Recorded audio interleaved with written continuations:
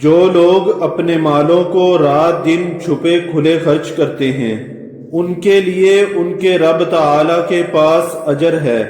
اور نہ انہیں خوف ہے اور نہ غمگینی۔ سود خور لوگ نہ کھڑے ہوں گے مگر اسی طرح جس طرح وہ کھڑا ہوتا ہے جسے شیطان چھو کر خپتی بنا دے، یہ اس لیے کہ یہ کہا کرتے تھے کہ تجارت بھی تو سود ہی کی طرح ہے،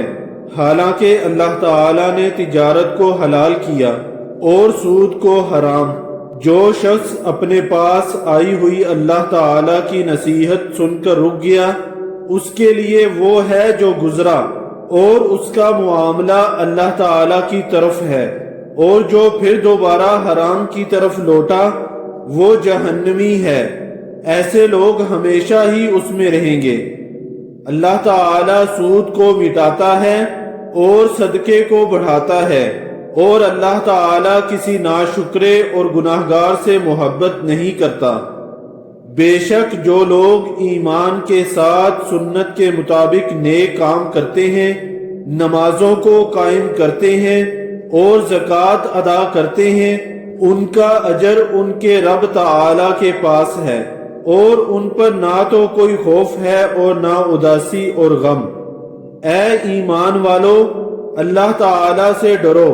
اور جو سود باقی رہ گیا ہے وہ چھوڑ دو اگر تم سچ مچ ایمان والے ہو،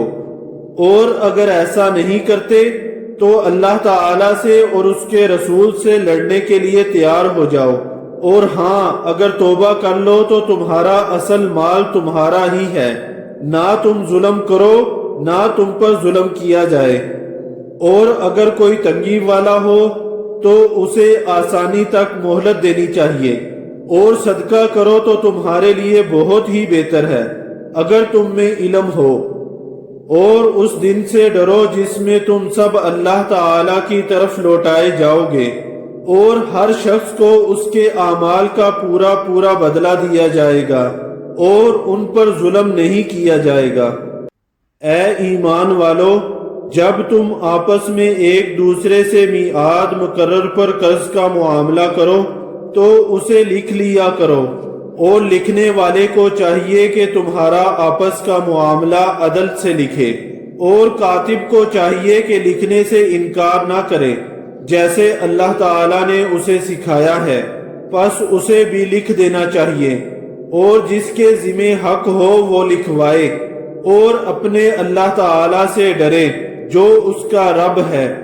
اور حق میں سے کچھ گھٹائے نہیں۔ ہاں جس شخص کے ذمہ حق ہے وہ اگر نادان ہو یا کمزور ہو یا لکھوانے کی طاقت نہ رکھتا ہو تو اس کا ولی عدل کے ساتھ لکھوا دے، اور اپنے میں سے 2 مرد گواہ رکھ لو، اگر 2 مرد نہ ہوں تو 1 مرد اور 2 عورتیں جنہیں تم گواہوں میں پسند کر لو، تاکہ ایک کی بھول چوک کو دوسری یاد دلا دے، اور گواہوں کو چاہیے کہ وہ جب بلائے جائیں تو انکار نہ کریں، اور قرض کو جس کی مدت مقرر ہے خواہ چھوٹا ہو یا بڑا ہو لکھنے میں کاہلی نہ کرو، اللہ تعالی کے نزدیک یہ بات بہت انصاف والی ہے، اور گواہی کو بھی درست رکھنے والی، اور شک و شبہ سے بھی زیادہ بچانے والی ہے۔ ہاں یہ اور بات ہے کہ وہ معاملہ نقد تجارت کی شکل میں ہو جو آپس میں تم لین دین کر رہے ہو، تو تم پر اس کے نہ لکھنے میں کوئی گناہ نہیں۔ خرید و فروخت کے وقت بھی گواہ مقرر کر لیا کرو، اور یاد رکھو کہ نہ لکھنے والے کو نقصان پہنچایا جائے نہ گواہ کو، اور اگر تم یہ کرو تو یہ تمہاری کھلی نافرمانی ہے، اور اللہ تعالی سے ڈرو۔ اللہ تمہیں تعلیم دے رہا ہے، اور اللہ تعالی ہر چیز کو خوب جاننے والا ہے۔ اور اگر تم سفر میں ہو اور لکھنے والا نہ پاؤ تو رہن قبض میں رکھ لیا کرو۔ ہاں اگر آپس میں ایک دوسرے سے مطمئن ہو تو جسے امانت دی گئی ہے وہ اسے ادا کر دے، اور اللہ تعالی سے ڈرتا رہے جو اس کا رب ہے، اور گواہی کو نہ چھپاؤ، اور جو اسے چھپا لے وہ گناہگار دل والا ہے، اور جو کچھ تم کرتے ہو اسے اللہ تعالی خوب جانتا ہے۔ آسمانوں اور زمین کی ہر چیز اللہ تعالی ہی کی ملکیت ہے۔ تمہارے دلوں میں جو کچھ ہے اسے تم ظاہر کرو یا چھپاؤ، اللہ تعالی اس کا حساب تم سے لے گا، پھر جسے چاہے بخشے اور جسے چاہے سزا دے، اور اللہ تعالی ہر چیز پر قادر ہے۔ رسول ایمان لایا اس چیز پر جو اس کی طرف اللہ تعالی کی جانب سے اتری، اور مومن بھی ایمان لائے، یہ سب اللہ تعالی اور اس کے فرشتوں پر اور اس کی کتابوں پر اور اس کے رسولوں پر ایمان لائے۔ اس کے رسولوں میں سے کسی میں ہم تفریق نہیں کرتے۔ انہوں نے کہہ دیا کہ ہم نے سنا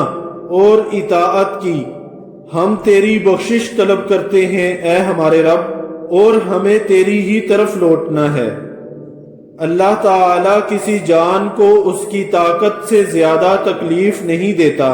جو نیکی وہ کرے وہ اس کے لیے، اور جو برائی وہ کرے وہ اس پر ہے۔ اے ہمارے رب، اگر ہم بھول گئے ہوں یا خطا کی ہو تو ہمیں نہ پکڑنا۔ اے ہمارے رب،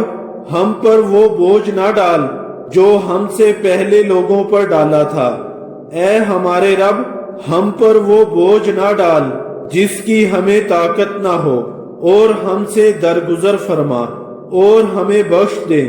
اور ہم پر رحم کر، تو ہی ہمارا مالک ہے۔ ہمیں کافروں کی قوم پر غلبہ عطا فرما۔